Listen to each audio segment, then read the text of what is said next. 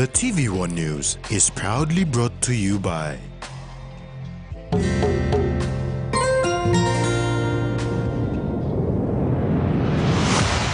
BSP, our bank, our people.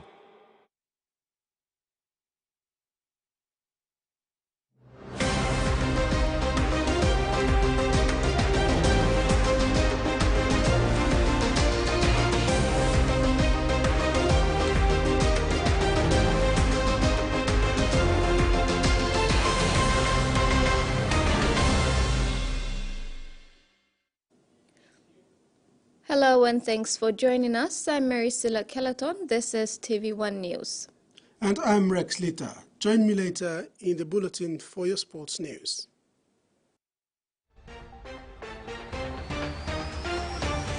In this edition, MVIL opens office at Motukea, ISOS medics assist in Purari relief mission, and Tabakau Koro and Whistle sit out 17 Pacific Games.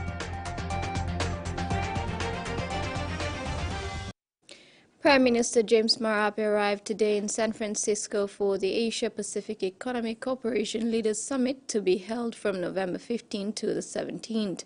Marape joins 20 other leaders of the APEC economies in high-level discussions that have been preluded by senior government officials and ministers' meetings. Prime Minister Marape is scheduled to have a bilateral meeting with U.S. Secretary of State Antony Blinken on November 16. Marape underscored the importance of PNG's participation at these meetings and said APEC accounts for 48% of trade in goods and services and 62% of the world GDP. Therefore, Papua New Guinea's attendance at this meeting is crucial, as this is where access to markets and investment opportunities lie. In early November, more than 50 villagers of Evara along Purari in Gulf Province gathered at the village clinic to consult with Dr. Solomon Palagi and Health Extension Officer Herman Taudiello of the International SOS. The ISOS medical duo are part of a relief mission being undertaken by the Papua LNG project for river communities along the Purari within the project's areas of influence. The Purari Relief Mission, launched on November 2nd, is into its third and final week, scheduled to conclude on Friday, November 17. Facilitated by the Papua LNG project together with the Gulf Provincial Authority, who are also providing relief efforts in the form of medical supplies to communities outside the area of influence. Dr. Solomon Palagi and Health Extension Officer Herman Taudiello of the International SOS are part of the team leading the relief mission efforts. Since mission launch, Dr. Palagi and Hagio Tadiello have been consulting and treating those in need of medical attention in the communities they are visiting. Many suffering from the after effects of the flood waters that covered their villages for almost a month earlier in November. At Evara village, the relief mission's medical team consulted with over 30 adults and almost 20 children, many of whom vulnerable to vector-borne diseases such as malaria, dengue, and fever. Apiope village is fortunate to have a HGO, so medical supplies were provided by the relief mission.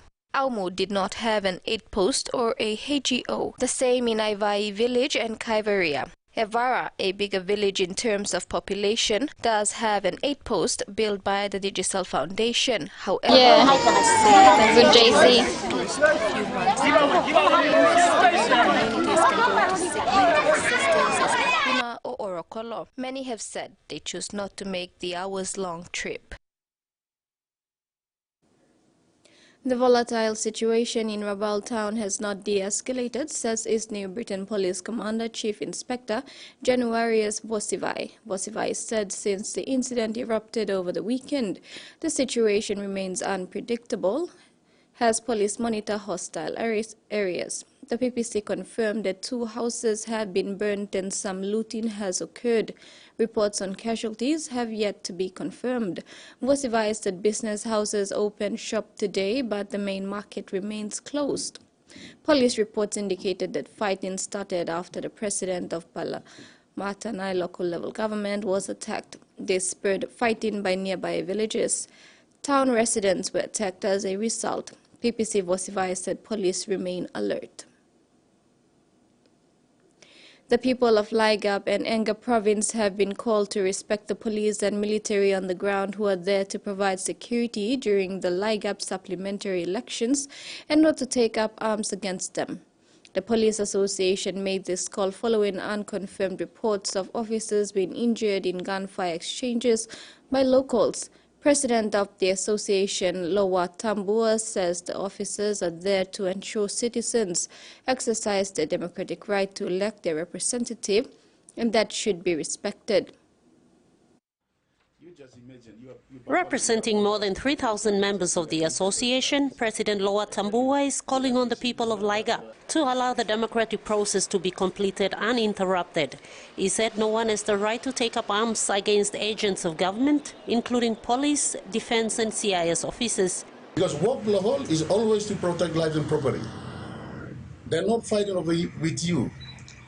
But in the cause that now you are walking in barrack or not because something will come favorable to you now. And then that's when the security personnel will step in. And it will be seen as now you are fighting with your own security forces. And then you create enemy now. You come up with some Peruana, the police working was a police working was no. If you had, suppose you've been working good, this would not happen. He has condemned reports of officers being injured in a gun exchange between warring parties in Enga on Tuesday. He is concerned that police, military and CIS officers are being exposed to danger while in the line of duty and called on both the national and provincial government to embark on proactive measures to stop the behavior of locals. He further called on the government to assess all the resources allocated to the security forces in this operation and provide additional protective and defensive equipment with adequate funding. Because you play causing, now then policeman Mary Blomisa come inside, now they become victim too. Now this is policeman Mary and defense personnel. They have their families too. They have their families, past duty calls. Also come and work. So take responsibility and look at him also the personal blow you mean too. Meantime, counting for Laigap supplementary elections started this morning in Wabek following new directives from the Electoral Commissioner. Ruth Rungula, TV1 News. Counting for the Laigap supplementary election started this morning in Wabek following new directives from the Electoral Commissioner Simon Sinai. The directives were for the returning officer to start the counting process immediately and to take full control of this process. Electoral officials in Enga did not waste time. They commenced counting this morning and will continue into the night with hopes to meet the deadline of the return of the writ for Laigap Open. The writ is due to be returned on November 17, this Friday. Enga election manager Anton Yaumau said they will ask for an extension into the weekend if they do not meet the deadline. You're watching TV1 News. The amount stories after the break. New motorcare office for Anvil, and PNG reminds companies of deadline for private sector and bank checks.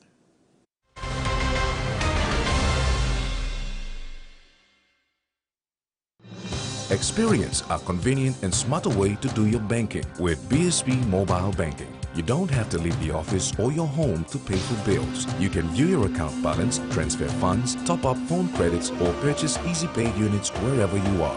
Visit your BSP branch today to register now for BSP Mobile Banking. BSP Mobile Banking, the smarter way to bank. BSP, our bank, our people. Enjoying life when we work together, making happy memories that last forever. Hot in talk, young or old, a scale race, family meal with home. We'll bring out the smiles cause it's our favorite reminds. Tennessee cola, scale rice, long scale, scale price. Tennessee cola, scale rice, long scale, scale price. Amber, you like it? all Mama Flame is no real Sam. Me say you sing flame flower long one him. Me say me Kim Kai Kai belong family belong me. You go more yet. Man belong me save like him flower balls belong me want them kawa na spring onion. All pikinini belong me save like him to mas pineapple donut me save walk him lo house. Me make kumu mix him want them cow na karama pim long flower. Tasty hash browns. Time is scaling one time wala pela kai kai. Me save kisi more kai kai long all get a toya mi tromoy one time flame flower. You enough making more one time flame flower. A true champion is measured by their courage, their determination, and their passion to never give up and to always keep trying. With a delicious Milo in milk taste and added nutrients, Milo in milk is a great way to fuel our little champions with nourishing energy every day. Because true champions give it their all. Milo, PNG and Mia. Find PNG made. Quick favorite meal for the day does feel good. Snacks noodles is my choice for a simple meal. It is easy to prepare and fast to cook. And with a touch of flavor and ingredients, quality noodles that can be cooked and enjoyed in many different ways. You see, my whole family loves it. It's made here in PNG and comes in different pack sizes. Snacks noodles, tastier but you like it more. Get ready for a mouth-watering dive into the wild with Mike Robinson. Look at that! Good job. Ow! It's the ultimate catch and cook. I have noticed that you have not gutted it. I tend not to gut it. There's so much flavour. That's stunning, to be fair. You know, we're enacting what our ancestors did. It's in our DNA to do this. Fishing the Wild. Streaming now on Outdoor.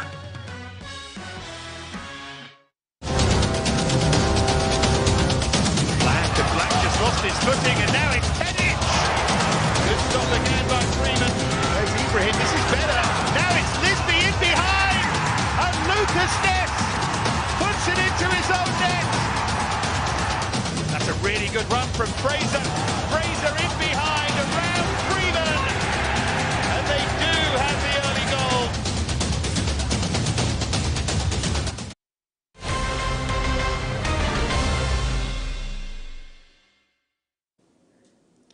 Welcome back. Postal services in the country and worldwide is declining.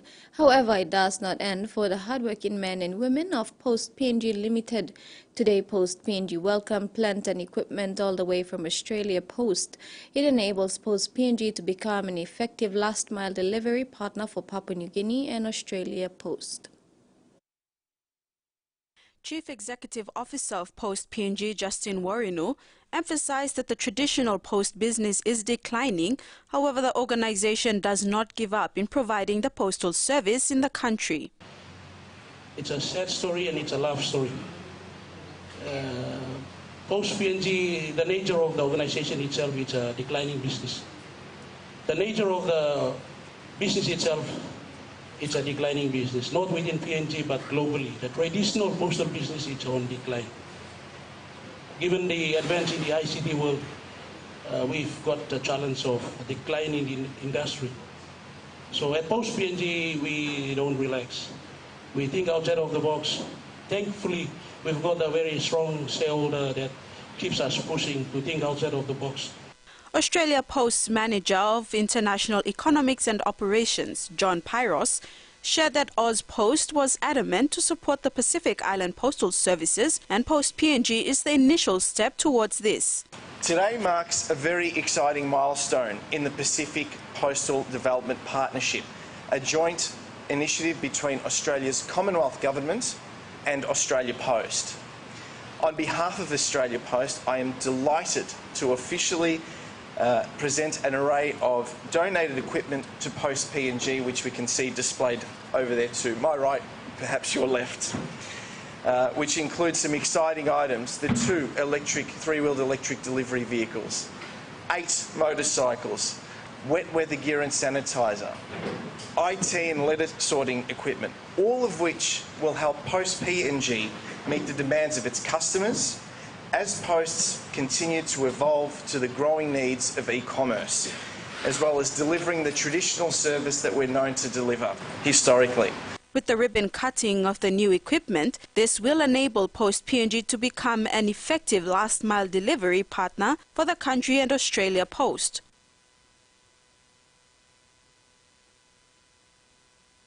Through this partnership, PNG hopes of more services provided in postal service and no more of the declining rate. Jasmine Irujak, TVWAN News.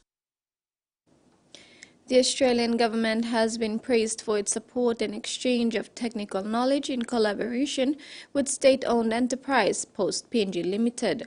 On behalf of the Minister for State Enterprise, William Duma, Kumul Consolidated Holdings Managing Director, Professor David Kavanamur, thanked the Australian government for creating strategic partnerships to extend services in the country.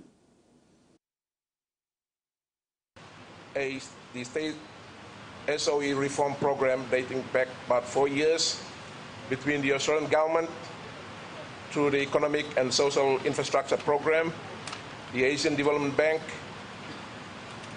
involving the Australian government, the New Zealand government, and we are grateful and we wish to thank all our partners for your contribution in supporting the reform program that has actually set all our state enterprises on a good course.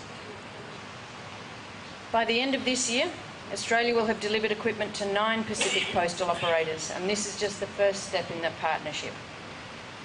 Training and capacity building opportunities, training and capacity building activities will continue over the coming years to build an even stronger Post PNG and to help grow new opportunities for our region. Johnny Yawari, both an entrepreneur and a musician, recently organized an exclusive concert on November 10th at the Hilton Hotel in Port Moresby.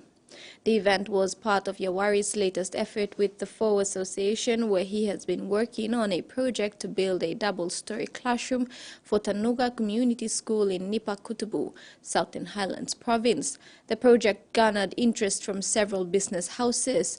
Education is also a priority for Yawari. He organized a music concert to promote interactive learning in a spacious environment. The concert had the theme, making sure no child is left behind. The aim of the event was to tackle overcrowding at Tanuga Community School and ensure that every child receives quality education. The concert featured top-notch performances by notable names in the PNG music industry. A pleased Yawari said they achieved the financial target. You know, they're going to show up. Some of them has done pledges and commitments. So the event itself was very successful. 100%, and the night was even the soul, and even the artists who performed, they delivered some of the best performances that you will never see anywhere in Papua New Guinea. How much proceeds that we made from this concert, it will go towards the payment will go to address steel to start fabricate the 4-in-1 double-story steel. Yeah.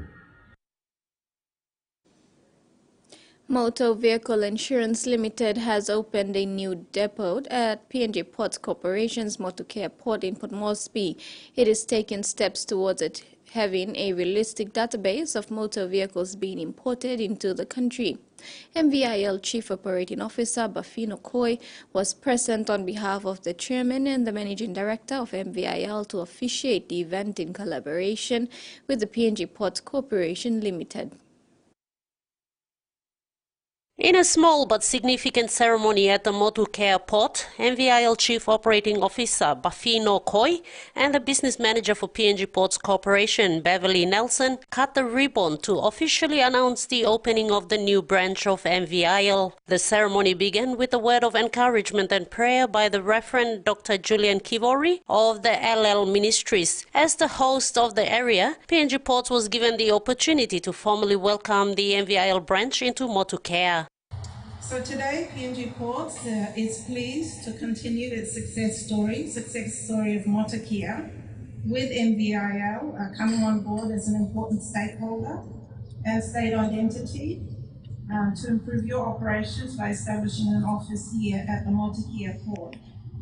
We hope that this strategic initiative by MVIL of mutual collaboration with PNG Ports will be a successful one for our respective organisations as state identities.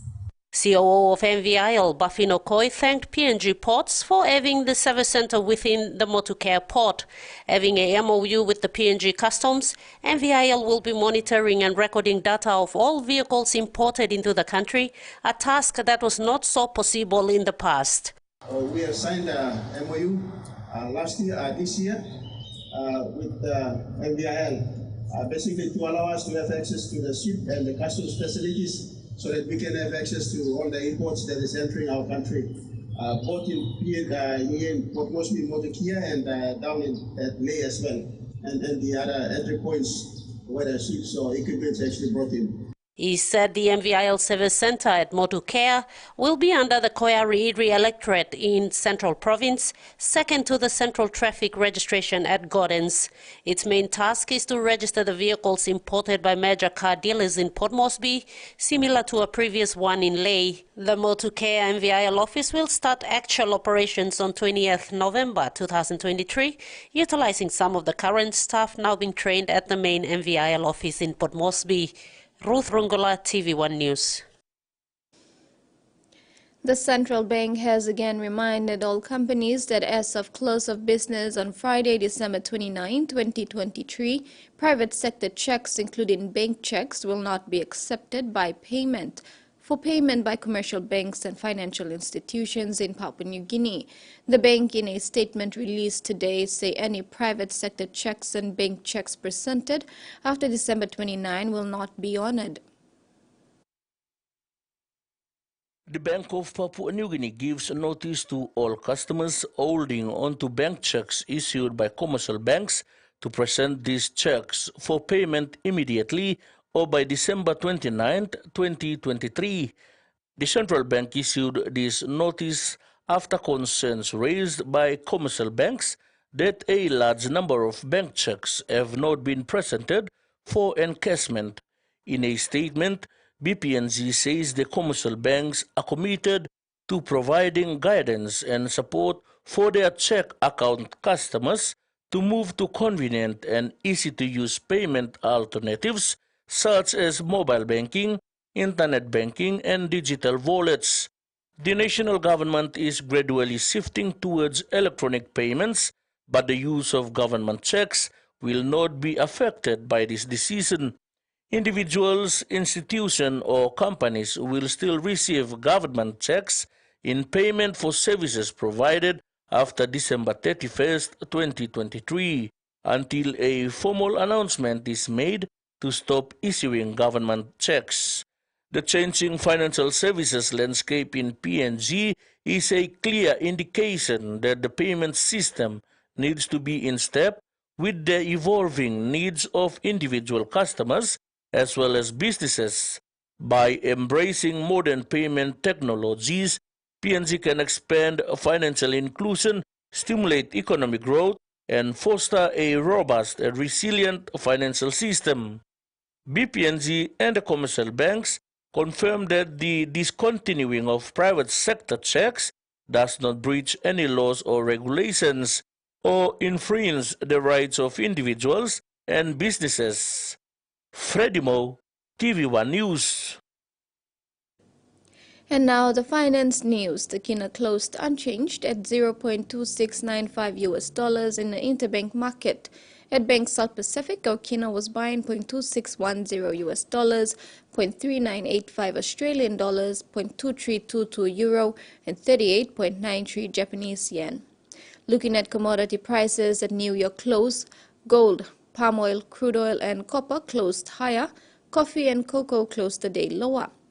And on the stock market, the Dow Jones closed higher, ASX closed higher, and all ordinaries closed higher as well. This is TVWAN News. We'll have news overseas when we return. Stay with us.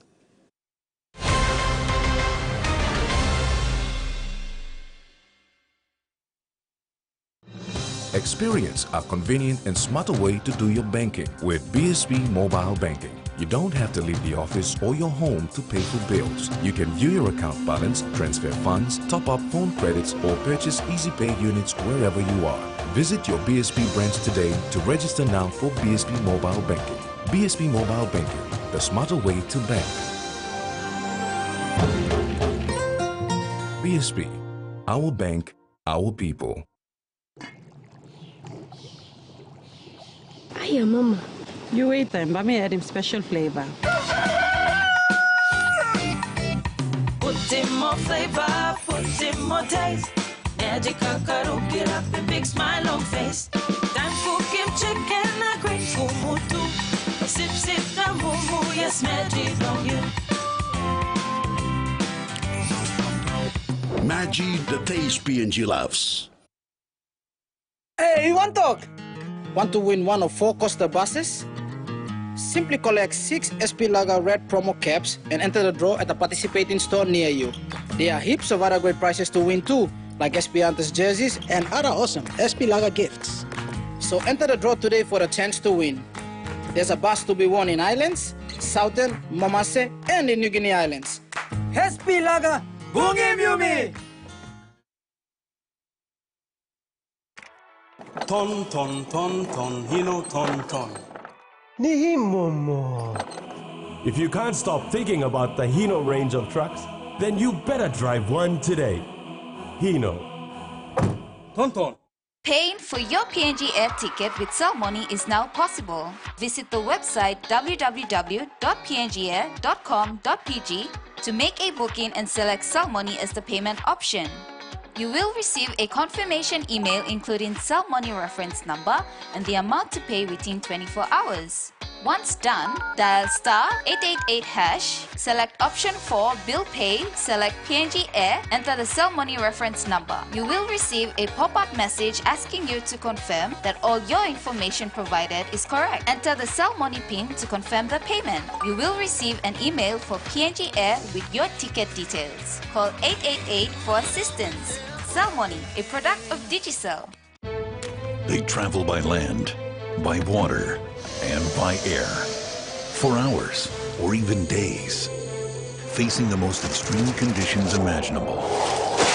To these students, it's more than just a walk to school. It's a test of survival. And they do it every single day. The most dangerous ways to school, streaming now on Outdoor. I would like to introduce to you our study companion on Bib, a messaging app that does much more than just texting. The first thing you'll do is go to Play Store, then download and install the Bib app. Then you go to More at the bottom right of the screen and click Discover. After that, search for the BLIT channel and click Follow. Type Hi into the text box and click onto the topic you want to watch and learn away. That's it, learners. Not so difficult after all. If you have any questions, head to our Facebook page for additional information. See you next time on Be Lit.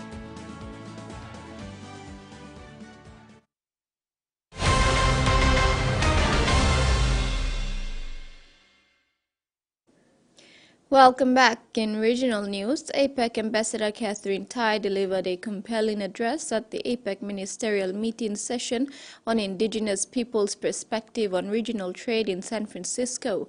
She expressed gratitude to representatives from Australia, Canada, and Aotearoa, New Zealand, as well as Chief Hoskin for their valuable contributions. Tai highlighted the Biden-Harris administration's commitment to engaging with tribal nations and fostering inclusivity in trade policies. Drawing attention to November as Native American Heritage Month, she reflected on the historical role of indigenous communities as the country's first traders, emphasizing the need for policies benefiting all members of society. The ambassador specifically addressed the issue of misappropriation of indigenous goods in trade, noting ongoing discussions within the U.S. government to address this concern. She also commended the collaborative efforts within the Indigenous Peoples Economic and Trade Cooperation arrangement and signaled positive consideration for the United States becoming an observer to the arrangement. Esteemed medical journal. The Lancet is warning heat-related deaths are set to at least quadruple by the middle of the century without immediate action. The report into health and climate change has found heat exposure disproportionately affects the most vulnerable. I think this is a finding that we should all take very seriously. I think with respect to the effects of extreme heat on the human body, we know that heat is a silent killer. It's not a dramatically visual event. It's something that will hit the most vulnerable when they're isolated inside their homes, often alone. But what most people don't realize is that actually extreme heat is responsible for more deaths than all other natural disasters. So I think what this report is showing is the trajectory that we're on clearly demonstrates that these problems are going to grow more and more as we move into the future, unless we take drastic action pretty soon. Australians are exposed often year-round to extreme heat, depending on where you live around the country. If we look closer to home here in New South Wales, obviously residents of Western Sydney are exposed to extreme heat, which far exceeds what we see in the CBD or on the eastern coast. And so the findings are very relevant to them in terms of the increase in heat exposure and how that increased heat exposure is going to affect the most vulnerable. And that's really important to keep in mind, is that the people who are most vulnerable are those who have low physiological adaptive capacity to the heat. These are people who are elderly, people who have chronic diseases, but also live in settings where they can't adapt behaviorally particularly well. So they might not have access to air conditioning, they might not have access to clean water even. So it's really important to think about those co-contributions to heat vulnerability when we're thinking about the way in which extreme heat affects Australians. One of the key messages from this global report is that climate inaction is costing lives now, and it's affecting livelihoods now. And those effects are going to be amplified as we move into the future unless we take drastic action. So a transition away from fossil fuels, but also making sure that that transition doesn't disadvantage the most vulnerable at the same time. The Australian government has been accused of being secretive about its defence exports to Israel as calls grow for internationally for countries to suspend arms transfers that could be used to commit human rights abuses in Gaza. Australia's weapons exports have come under increased scrutiny after a Senate hearing last month heard that 52 defence permits were granted to the Israeli government this year alone, and more than 350 were granted since 2017. Permits granted can cover both military-specific and dual-use goods, which is technology that can be used for both civilian and military applications. Australia has been asked by rights groups, politicians and activists, among others, to prove how it can ensure equipment is not being used in breach of humanitarian law. New South Wales police say they have dismantled one of the most powerful organised drug syndicates in Australian history. 28 people have been arrested after a year-long investigation. They've managed to dismantle one of the most powerful transnational criminal syndicates in Australian history. It's been a year in the making for those 28 arrests and 43 search warrants that you mentioned. They got around 450 specialty officers alone in the past week to execute those warrants and those arrests. They believe that this criminal organisation network originates in Lebanon and has tentacles that filter out through Sydney here, which is where the majority of these arrests have been made in the past week. Now, they've managed to seize over $1 billion worth of luxury cars, cash, money laundering efforts, even cryptocurrency, designer handbags, as well as other designer goods. Now, they've been able to link this movement to other underworld high-profile people who are in the Sydney and Australia gangland underworld. We've heard previously about Sydney's rise of gangland violence, and speaking with Deputy Commissioner Dave Hudson a short time ago, he's reminded us that this violence has been created on our streets, fueled by a power struggle and a mission for drugs and power. Here's what he had to say a short time ago. Violence between criminal groups is always ongoing, and we've been here before, Josh, and we've spoken about the catalyst for the violence on our streets being the drug trade. We will allege that in court that these individuals are heavily involved in the trade of illicit drugs. and violence flows from that. Not the only reason for violence in our streets, I might add. Many of the what have been called gangland shootings have, upon investigation, have found to be quite different motivations on occasions. However, there has been conflict associated with this group, and we think that's been resolved as well. Courtney, are police expecting to make further arrests? Yes, Karina, that's correct. So, like we've said earlier, this investigation and this development has been a year in the making. Police say that they're planning on making plenty more of arrests in the near future. They are aware that a couple of these people are overseas at the moment. They think that 4 are currently in Lebanon, so they will be issuing search warrants and warrants for their arrests, rather, to get these people home. The issue with this is we don't actually have extradition rights with a couple of these countries across the world, namely Lebanon, so it will be up to local police in that country, as well as cooperation from the Australian Federal Police, to try and extradite these people home if it does come to it. Now, we've also seen a large operation with Australian Border Force, as many of people have tried to flee to other countries that they think may be a safe haven for them, as it traditionally was a couple of decades ago. Now, speaking to Deputy Hudson and hearing from him earlier again, he has reminded these criminals that there is no safe haven for them any longer overseas, and they will actually have to face the full force of the law. Now, those people who were arrested are due to face court today. Some of them will face courts across Sydney today, and then a couple over the next couple of days as well. Australians are being told to prepare for possible power shortages this summer, with authorities set to contend with bushfires and an El Nino weather event. The energy market operator is anticipating a once-in-a-decade spike in demand as hot and dry conditions take hold. The AMO, the energy market operator, first flagged this issue back in late August. However, this summer readiness report is a really comprehensive overview of just what the potential threats are to the nation's electricity supply, and also importantly, what contingency measures they are putting in place to try to make sure that the lights stay on.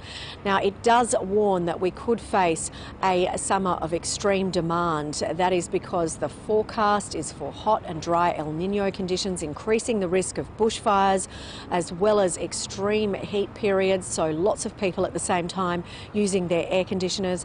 And that means that we could see a spike up to a 1 in 10 year demand for electricity across the eastern states as well as in Western Australia.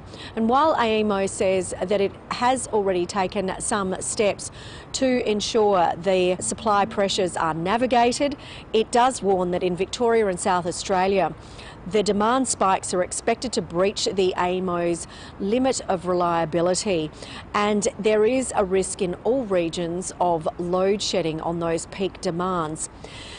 AEMO says that it is working to solve this issue, and that all industry has been focused on this for months to try to ensure electricity supplies, and in fact it is procuring additional electricity supplies as well. And what we have heard from AEMO is that there is the possibility that large businesses could be compensated early under a special mechanism to ensure that they're contractually bound, basically, to give over power that they otherwise would use on some of those peak days. So that's over and above the ad hoc way that sometimes that happens on those demand days by locking it in early. But those contracts are still to be finalised, and that should happen around December. It also says that it's looking at the potential of wind and solar to help plug some of the gaps. So compared to last summer, this summer there is expected to be an extra 2,000 megawatts in capacity for electricity from those renewables. It's also looking at an additional generation of other power of about 1,500 megawatts, and that is in the network that looks after all states except for Northern Territory and in WA. Over in the west, they are looking at procuring an extra 50 megawatts of power there as well. But obviously this is a real challenge for AEMO going forward as they look towards summer and the potential for some really hot and really high demand days ahead. And that ends the news segment. Rex, what's the lineup for sports tonight? Thanks, Marisila. We have the launch of the Community Youth Program and an update on who is not participating in the 2023 Pacific Game. That's after the break.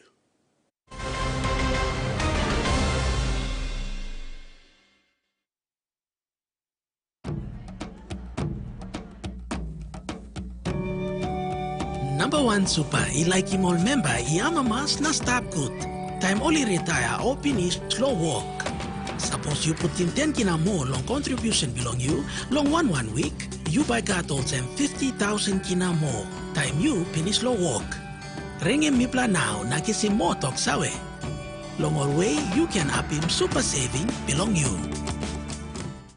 Without a doubt, you care for your loved ones. You want to keep them safe, whoever they may be with, wherever they may be, in the home or facing the world outside. Don't let anything stop you, not even bacteria. Protex helps protect your skin with natural extracts. Boosted with flaxseed oil, Protex helps eliminate 99.9% of bacteria for healthy skin. And with the power of natural goodness, you're ready to play every day. Protex, for the good health of your skin.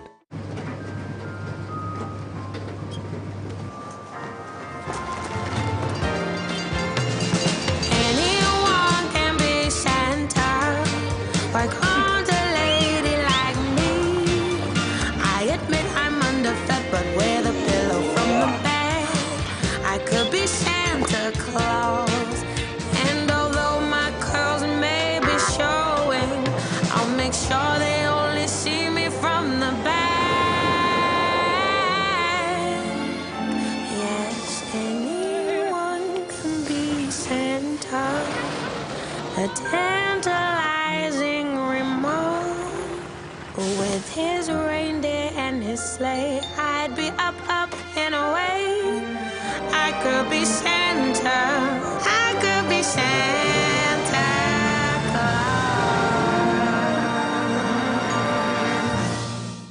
Claus. Get ready for more! Digicell's new Big Plus Supersized Data Plans. Now with more options, more plans, and more time. Choose from our daily plans, now valid for 24 hours, weekly plans, or even a monthly plan from our suite of Big Plus Supersized Data Plans. All with more data and starting from as low as 1 kina. Yes, you heard right. What's up, all? Yes, yeah! Only Digicell's Big Plus Supersized Data Plans gives you more. Activate today on My Digicell app or dial *675# only with Digicell.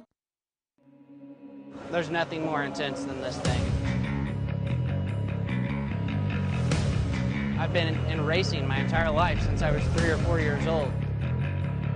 Anytime you get in one of these things, your life is in danger. There's no room for error. I mean, this is life or death. I'm determined. We travel across the country with this beast, and people just go nuts.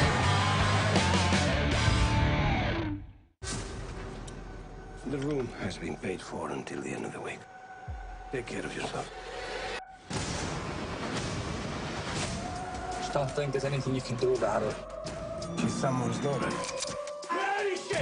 Those are some dangerous people. I can't leave her there. She's 15 years old. I trusted you. I came here to save you. The Enforcer.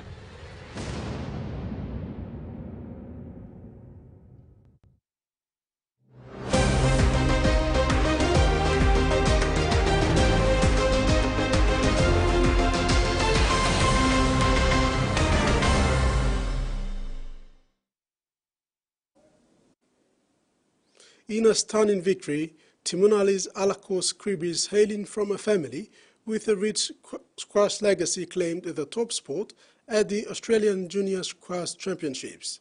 Despite starting her athletic journey in tennis, Timonali's swiftly transitioned to squash last year, showcasing an impressive ascent through competitions and securing the coveted first rank in the girls' under-13 division in Australia.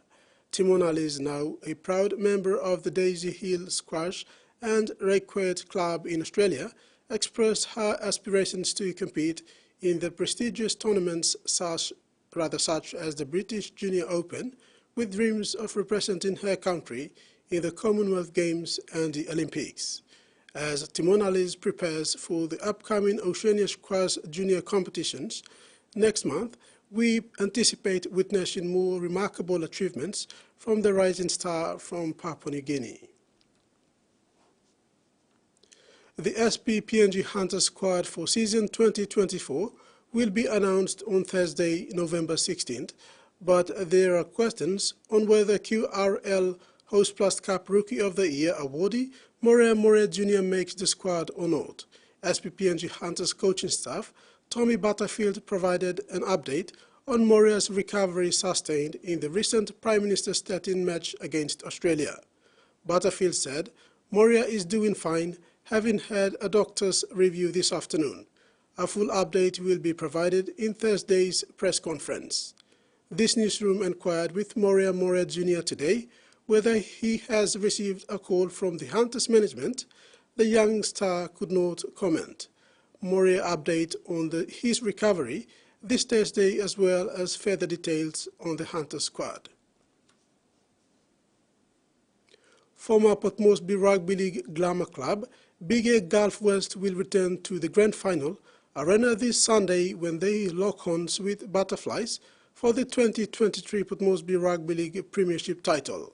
It's been 25 years since the club, formerly Hoba West, last played in the grand final back in 1998 when they lost to Souths. The team then was predominantly made up of local Gulf boys, most of whom went on to represent duties both at the national and international events. After a long grand final drought, the West Rugby League Club A-grade side are ready to take Sunday's grand final as a big stepping stone and bring the club back to its former glory days.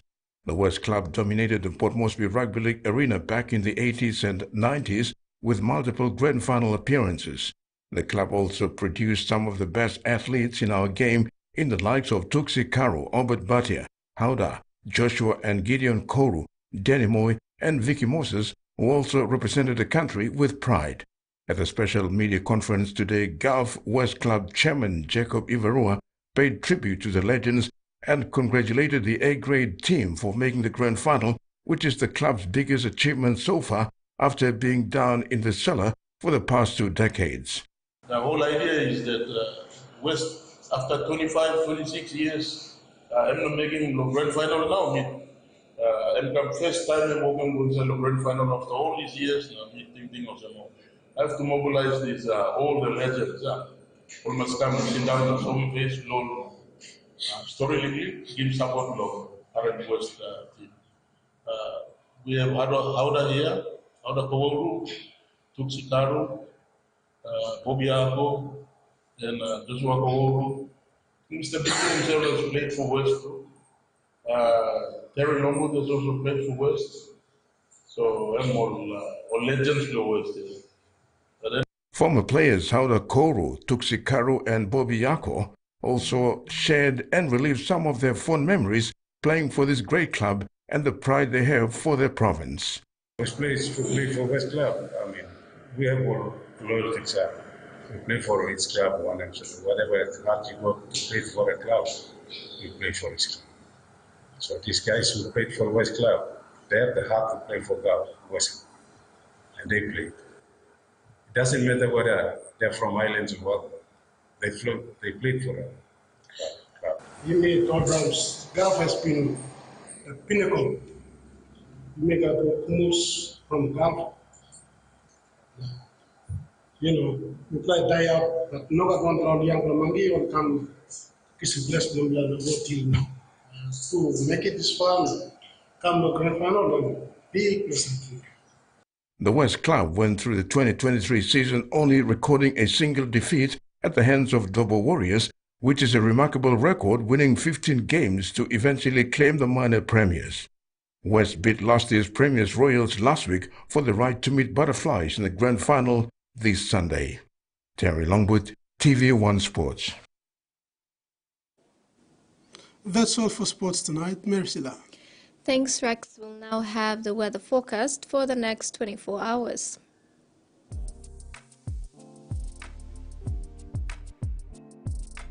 Southern, isolated showers and thunderstorms. Port Moresby and Darrow, fine. Kerama and Alotau, partly cloudy. Omase, scattered showers and isolated thunderstorms. Leh, few showers or drizzles. Wewak, partly cloudy with rain showers and possible thunderstorms. New Guinea Islands, isolated showers and thunderstorms. Kimbe, partly cloudy. KVN and Buka, mostly fine. Highlands, isolated showers and thunderstorms with areas of rain, drizzles, then scattered morning fog. All centers cloudy with few rain showers and morning fog patches. Ocean forecast, Solomon Sea, sees slight to moderate with southerly winds of 10 to 20 knots. Pacific Ocean, sees slight with south to southwest winds of 10 to 20 knots. Coastal waters, waters of Finchafen through Vitias Dampier Strait to CSA Long Islands and waters of West New Britain, seas 1.5 to 2.5 meters.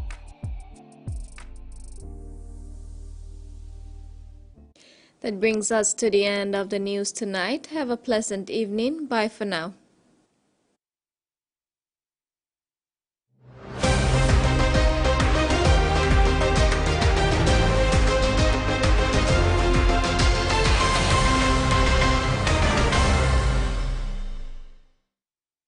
The TVWAN News was proudly brought to you by